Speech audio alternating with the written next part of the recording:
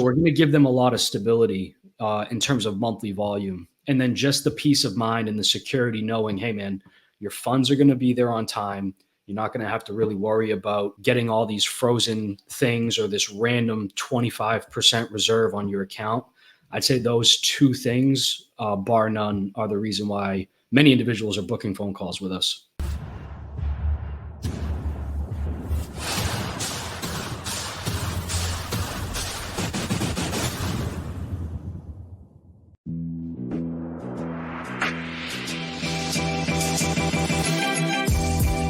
Great experiences build great leaders. Great leaders build great teams. This is Building Great Sales Teams.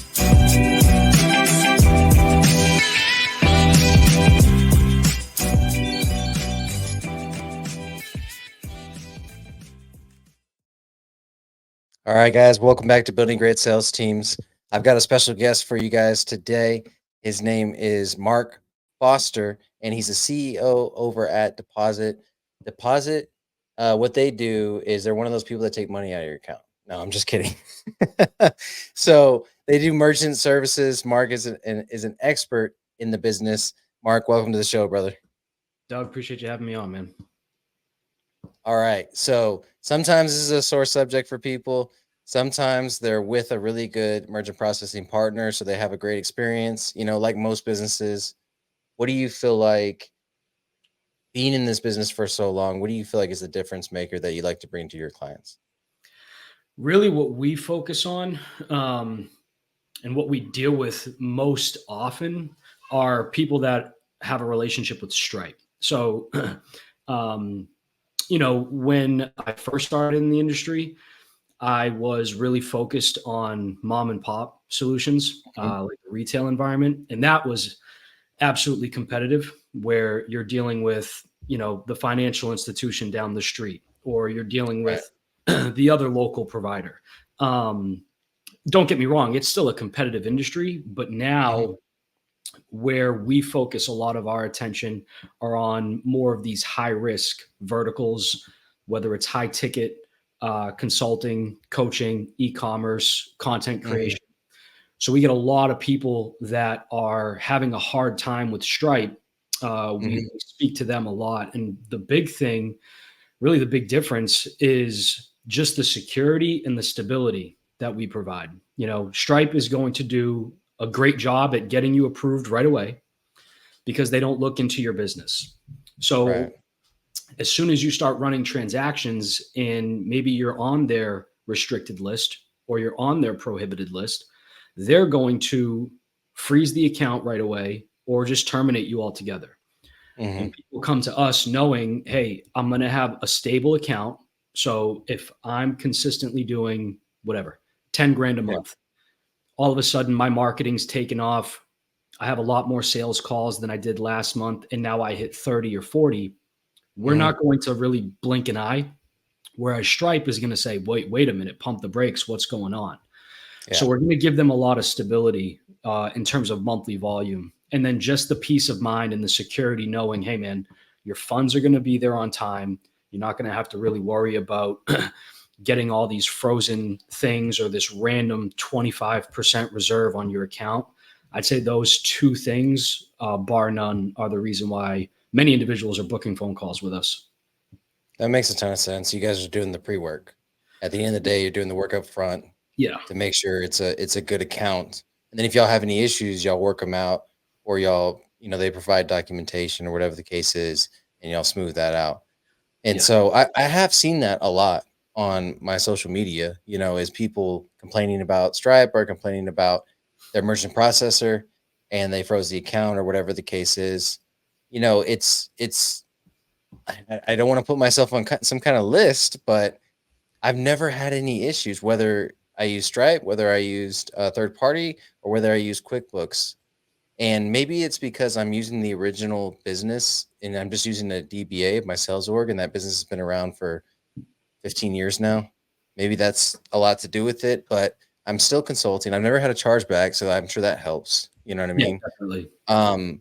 But yeah, I mean, I'm running, anywhere from 30 to 50 grand a month, and I don't have any of those issues. Why do you think that is versus, other consultants or other, high ticket offers? Yeah, I mean, look, at the end of the day, and I don't know if you've caught recently, like Yeah. at the airing of this, whenever this comes out, there's huge talk right now because they just put content creation on the restricted list, and everyone's going bananas in like go high level groups and ClickFunnels groups, all this stuff. What does that People, mean? Restricted list. the restricted list is a list where they have, so prohibited is we're not touching it. Hmm. Restricted is, look, we'll take it, but we have every right to freeze the money or At any given terminate time. you at any given time. Yeah. Wow. Yeah. Okay. So, I'm not saying that everybody needs to dump Stripe because, like you just said, there are plenty of people that are going to have zero issues with Stripe. Yeah. Zero. Um, Really, I think it's smart for everybody to have a backup account for sure. Yeah. At the end of the day, a merchant processing account simply is just a bloodline of your business. This is how you're Mhm. paid. So I think it's smart for everybody to have a backup just in case of that rare occurrence that Stripe decides to do something. But to get back to you, I mean, specifically, you nailed it. I think it could be, hey, what's the name of the business, right? Like Yeah. people are going to be looking into it too much. No chargebacks is a huge thing. Like if you don't have any disputes going on, then their Mhm. algorithm isn't going to be picking up anything with your account. Um, it just, if it's high ticket, you may have the algorithm hit you. But if you've been running clean history, you probably aren't going to have any issues. Gotcha. No, that makes a ton of sense. Okay, so I definitely see the value in what you're talking about and what you do, because you want to be able. I mean, I'm old school. You know what I mean? I'm old school even for a millennial, right? So I want to know that I can call someone and be like, "Hey, this is going on," and they can, at the very least, walk me through it and let me know what steps to take next or what I need to do. That's huge. That's literally what I do for my clients. Where they have something that they can call and they say, "Hey, I got a call today." One of my clients, he owns a very large sales org, and one of his guys, classic in sales orgs. He thinks he's underpaid. He thinks he's doing more than he's getting paid for. And now he's talking about going straight to the client and starting his own company and all the things. I mean, you and I deal with this Yeah. all the time. It's classic. And so I'm walking him through this, and I'm walking him through the scenarios and making sure that we exhaust every option. You know what I'm saying? But in the back of my head, I know, hey, I'm just walking him through this. Right. And so, he's going to end up cutting the guy loose and doing it as amicably as he can. But once they display that type of attitude, it's hard to come back from that, right? Yeah. And so, all that being said, I have several friends that are in payment processing, and I've seen them do the ups and downs of the teams and everything. I've got a guy that's local, that's been in it his whole life and can't really get past the sales manager level. You know what I mean? I've got friends that that do really well at it, but now they have other businesses, and then I've friends that it's their main thing and they're crushing it, and they have 20, 30 salespeople, and so what do you feel like right now in the, this brand building, social media, you know, um, get everything as quick as possible market that you're in payment processing? How are you guys approaching the market, and how are y'all being successful right now? Yeah. So 2015, I was a W-2 guy Hmm. in the industry. And that particular company, their model was W-2 sales, right? W-2 sales Hmm. reps will make the margin up over time based on the Yeah, volume that these guys are bringing in and whatever. yeah, because it's all about the residual in your business, right? Exactly. So us as Yeah. W-2s, we didn't earn a residual. Hmm. It's just obviously it's a W-2 job. So there's ISOs that do it that way. There's majority of the ISOs are doing a 1099 where Okay. they have brokers underneath them who are simply saying, "Hey, work with me, but they sign you up through deposit, right? Yeah. And I would say a vast majority of the companies in our industry are doing it that way. We, however, I mean, we run extremely lean. People would be Hmm. surprised at how lean we run. Like me, my partners, Dave and Patricia Carlin, Eric, another partner of mine. I mean, we run very lean from everything that we do. But what we recognized early on is what I think is very popular just in the circles that we are established in, and that's the affiliate marketing game. So Okay. instead of just going out and getting a bunch of agents, what we've done is we've started with the agent model, but now we're almost 100% only working with, we call them, partners, referral partners. Yeah. And these are just guys that have a huge network. Hmm. And whether they are developing websites, whether they're CPAs, right? Hmm. They have connections with business owners that need to take payments. And we've built a vast majority of our business on referral relationships. So we build somebody out a page, that person, tells Bob, hey, you got to work with deposit. They go to, John's website that we created. They book a call with us, and John gets a commission, a residual every single month simply on an introduction. So that's the model that we've ran with, and that we're going to continue to run with, because we don't run ads or anything like that. So everything to this point, 3 years or so, it's solely been word of mouth, and then leveraging our network of referral partners. And some of them get creative. Some of them are making YouTube videos, right? So Yeah. that model, I feel like we very much have nailed down the process. So it's not really a sales team, Yeah. because we don't have to manage them. We're not checking in on them. It's Right. really just It's a true 1099. yeah, that's it, man. Yeah. That's it. Yeah, because and this has been a hot topic this year because of the changes with the new labor laws in place and everything. And I think the rare instance where you don't have to deal with, all right, if I hire not hire, if I contract with a 1099 salesperson, it could come back on me later as them being W-2. This is that situation where you can kind of limit your exposure in that sense because they have their full-time thing. You know what I'm saying? And so one of the things we did in solar was we created a referral partner program. We advertised it to roofers, and we got roofers to send us leads basically. And there was 3 versions of it. There was give us access to your data and we'll do all the marketing as your referral partner or your trusted solar company. Once the roof is installed, because the best time to get solar when the roof's just installed. And then the second way was you set the appointment, or send us people that are interested in solar, and we set the appointment. But all of them had different margins. You know what I mean? That they would get based on how much activity or how much involvement they had getting that lead.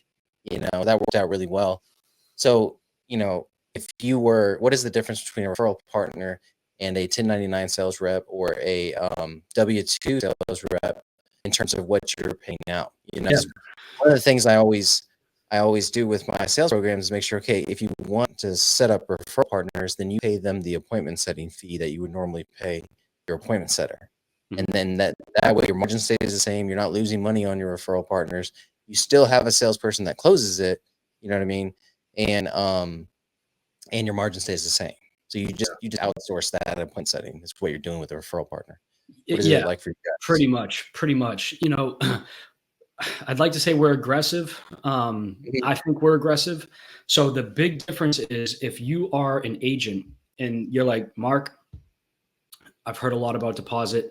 I have a book of business now, or I'm in the industry and I'd like to, partner with you. Okay, cool. Like this is what you're going to be doing, right? This is your full-time thing. This is what you're going to be doing. So you would be an agent where you're going to facilitate the prospecting. You're going to facilitate the sales call. This is you. You're doing the application. You're doing the customer support. This is your book of business. So in our industry, well, excuse me, not our industry, with us, our company, because I can't speak on other splits. If an agent comes on, it's going to be 80% of 80% that we give them for low risk businesses. And then it's high risk, we're going to give them 50%. So that's what their residual split will look like. Mm-hmm. And again, they own accounts. Now, with a referral affiliate, however you want to call it, we're still very aggressive. We just give them 50% across the board, but these are house accounts, right? This is deposit owns the account. So, hey, man, you don't need to get into this business. Let us close the deal for you. Let us support the client. They don't need to be calling you.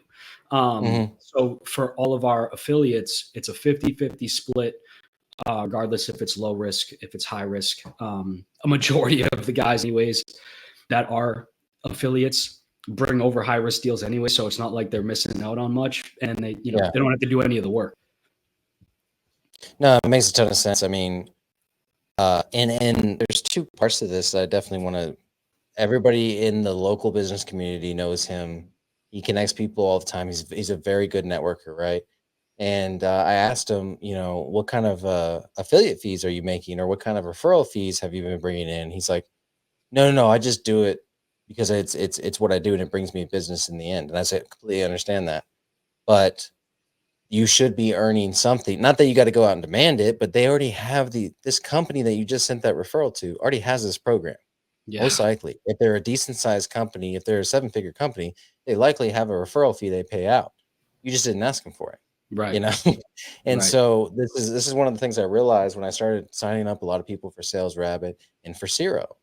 And I realized, and these are two canvassing softwares and door-to-door softwares, AI coaching and stuff like that. They're really great softwares. I was already signing up my customers for them, or my clients. And so quarter to date, through those two and probably about 4 other softwares that all run through a company called PartnerStack, which long-term you guys should look into that. I know it's expensive, but it's a great platform because it houses all my referral partner relationships. Oh, nice. And then shows me the business that I brought them, the payouts, all that good stuff. And it's 8,500 year to date. And I was like, that was all just very easy money that I did not, and of course, if they have issues and stuff like that, they'll come back to me and say, hey, I'm having this issue with this software. Have any of your other clients had this issue? And it's no, yes, you want to talk to this point person because I know everybody at these companies. There's a difference between just a blind affiliate link and then doing business with someone, Sales Rabbit. I've done business with them for over a decade, Yeah. And so these are opportunities I feel like guys like me, especially in the consulting and coaching space, like you said, are missing big time. I mean, this is an additional income, but not only that, this is also, a method that you are using and working really well, and that home service companies should be using, that service providers should be using, that consultants and coaches should be using themselves, and it's completely underutilized, especially in the home service space, especially with like those customers that are president of the HOA, those customers that everybody in their neighborhood knows because they do the barbecues once a month or whatever the case is. Like, why would I not want to hook that customer up with a free month of service if they refer me to 5 of their friends, This is just such a underutilized, but we'll go out and spend 20 grand on marketing, you know what I mean? But we won't spend 5 grand on our customers that send us a lot of business, It just doesn't make sense to me. Yeah. I don't know. It's a model that I think has been not enough people give it the weight that it can bear. And maybe it's like a stigma, like, oh, it's just like some scheme, you know what I mean? Yeah. But it works. And I think it's definitely underutilized in a lot of different industries, but especially, in the merchant industry, I don't know other companies that are really doing it that way. So yeah, it's worked tremendously for us. Beautiful. And so what are you guys doing? So to me, like real estate, merchant processing, coaching, roofing is becoming like this. Solar is becoming like this. I feel like every other post, every other ad on Facebook is one of these businesses, right? Yeah. Because maybe they're low barrier of entry. or low barrier, high upside, right? You work in merchant processing for 5 years and you grind and you go B2B and you do this referral relationship and everything. Like you can create a very nice income for yourself, you Absolutely. know? And so a lot of people are attracted to these because I need a GED and ambition and hustle and I can make it happen, right? What are you guys doing to differentiate yourself beyond the referral partnerships and make sure that y'all stay relevant in the years coming as this gets more and more competitive, I would imagine? It's going to get more and more competitive, and it's something that we try to stay prepared for. Mhm. So a big thing, and it hasn't gotten fully rolled out yet. We're still trying to tweak certain things. Um, but software is huge. Okay. And in all industries, it's going to take over, whether it's, your funnels and your customer manager, um, Mhm. some of these things, Jobber, some of these other things that, you have had referenced for field guys. Mhm. What a lot of people have done, big name, let's just say like HubSpot. Yeah. HubSpot was CRM first. These software companies, they're now understanding, wait a minute, I have a huge customer base and I Mhm. haven't taken advantage of the merchant piece. So Yeah. now all of these CRM companies are trying to get involved in payment processing. And yeah, it's probably been like 2 years now. Um, there was a challenge, and that challenge was go high level at the time. Mhm. At the time, 2 years ago, they were only allowing for a Stripe integration. And we Right. had a huge customer base utilizing that software, and we couldn't Mhm. integrate into it. So, Dave, he actually started building our own software out. So that's one thing that we look forward to rolling out, and hopefully it's by the end of this month, maybe end of summer. We're still just trying to finalize things, but Mhm. we have poured a lot of focus and a lot of attention into our software where people are going to be able to have the customer relationship that they know and like with all these other platforms, have a funnel builder. If you're a salon or anybody that's doing scheduling, you have a scheduling section built in there. Mhm. You can have a web page or whatever. Triggers just like any other platform. That's one that we hope is going to take off because we're payments first, and we just built this. We understand how payments Right. work, Mhm. so we just decided, hey, why don't we do this? And first, it was really just initially internal, right? It was just something that we could use to, I don't know any other merchant company that supports their clients 7 days a week with a text message. People text us Yeah. every single day. We'll get back to them. So we track all of our affiliates through our software, all the inbound Mhm. text messages, all the inbound calls, everything gets tracked. That way. And when we built it, we were like, okay, let's open the floodgates. Let's allow for XYZ gateways to be able to work with this. So Yeah. look, you don't want to use deposit, fine. You have a gateway. We can be agnostic for you if you wish. Um, Mhm. because yeah, the software industry, they're going to compress really hard, especially as more and more people are trying to control the payments. So that's Yeah. one thing we're trying to get ahead of before that time, that clock runs out.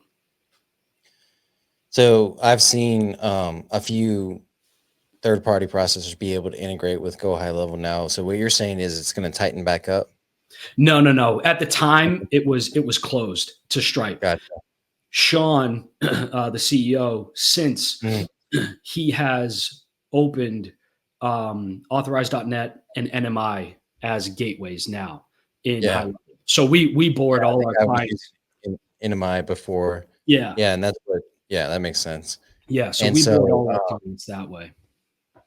but you know what? Like what I love about what you're doing is, of course, Go High Level is common to us. HubSpot, some of these CRMs. The other one starts with an L. Darn it. Um, Zoho. That's not an L. Yeah, Zoho. You know, um, this is commonplace for us. We talk about these things all the time, but the person that just started their own business, what's the first thing that they're thinking of? Right. How am I going to process payments? You Right. know, Yeah. and then what's interesting about what you're doing is like, okay, they have a choice between all these payment processors, 1/4% difference maybe, or something like that. And then there's this one that is, a competitive price, but at the same time, it has a CRM that you can Yeah. attach to it. Yeah. So I think that's going to be a huge differentiator for you guys, and maybe even a lead point. You know what I'm saying? Where your referral partners are going to be like, hey, you need a CRM, you need a payment processor. These guys do it both. Yeah. Yeah. And We're and not. when it gets launched, we're hoping to be able to lead with it. Mhm. Because it's definitely everybody wants, CRMs are very sexy nowadays. They're going to Yeah. control my business, so we very much look forward to hopefully leading with it. And even to our referral partners, hey, get into the CRM, because now if you have access to the CRM, you'll see everybody that books a call. All your calls will be in our pipeline. You'll see Yeah. where everybody's at. So we're really So trying to, allow for a very wide audience to take advantage. yeah, that's one thing I love as a referral partner, the transparency. Yeah. That whether I do an email introduction, Sales Rabbit or Zero or Phone Sites or whatever the case is, really good about making sure that it attaches to my account. You know what Yeah. I'm saying? So that when they do make that first payment, I get my fee. And that's a big part of it. I would encourage, obviously, if something you're looking at doing, to our listeners, like use it yourself first, be a client first, reach out to Mark, get set up with deposit. And then when you sign your clients up, you're going to know that they're about their business and that they're doing well in your service. And you'll feel good about that referral, you know, be a Yeah. client first. It's probably my biggest word of advice to the referral partners in the future. I think that's good advice for everything. Yeah. Any industry, you know what I mean? Mhm. Uh, yeah, that should be spoken more often. Absolutely. So we met through a mastermind called Apex. Was that your first mastermind? Was that your first exposure to self development? Yeah. The first exposure, I think it was like 2019. It was a group for guys only. It was called Wake Up Wealthy. Brody Kern, good dude, good friend.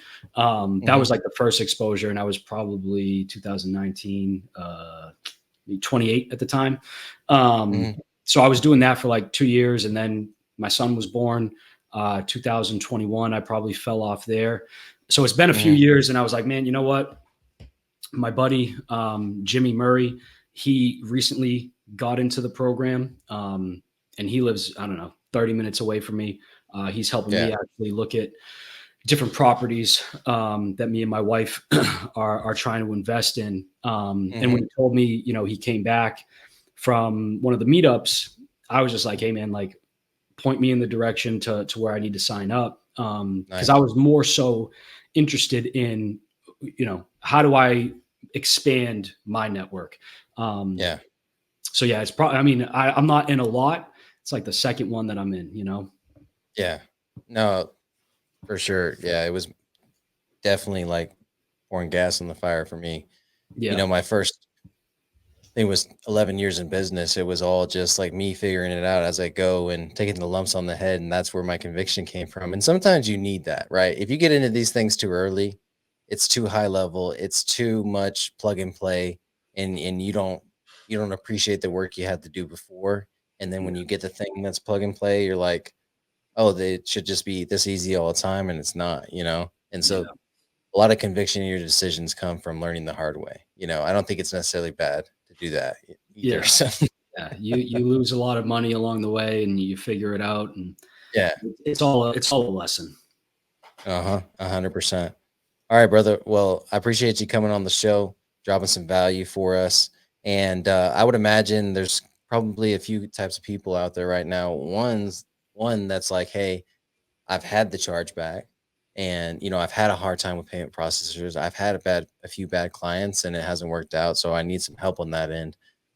Where do they reach out to you for that? Yeah, just deposit.com. If you want directly with me, deposit.com / Mark Forster. If you just want to book direct on the site, you just go to deposit.com. So either one, most likely you'll probably be speaking with me anyways. Definitely, feel free, especially if you are in one of these industries, looking for some help and how we can consult you on a dispute level, or just, hey man, I want somebody that's trusted. I want someone that's protecting my account. Definitely feel free, reach out and we'll make sure to take care of you. Awesome. And then what about social media in case they want to Yeah, look at that? the big one is just like Instagram. Yep, at the Mark Forster. Facebook is just Mark Forster. It's pretty Very self-explanatory. cool. So definitely feel free to drop me a message. Oh dang, let's see you dropping some pretty serious content too. That's awesome. Yeah, I'm trying to step it up, man. I'm trying to keep up with everybody else. I know. Being in these groups, everybody's doing some pretty cool stuff. So it can be Yeah, hard to stay up with it all the time and then figure out what's right for you too. All right. exactly. So last piece. This is a question I asked a lot of my guests. So what does legacy mean to you, and what legacy do you want to leave behind? What is legacy? Legacy, for the longest time, it was just carrying out like my last name. Mhm. And now it's carrying out my last name, but it's making sure my son is all good, regardless of like I don't know. I haven't had a second child yet, so this may Yeah. change. But dude, if I have more kids, I don't know. I'm gonna say it right now. I've said it to my wife. My son's gonna be the favorite. Yeah. My son is Mark Anthony Forster III. So I think Hmm. that is like, that's always been big for me. My dad's a huge inspiration for me. So it's what am I doing with my last name, and where will Hmm. my last name be, after I'm gone. I love it, brother. I love it. 100%. All right, guys, make sure you at minimum follow Mark and what he's doing in the marketplace right now. Obviously, the referral partners are relationships are working for him. So if you haven't executed on those yet, definitely start executing on those. And as always, let's get building.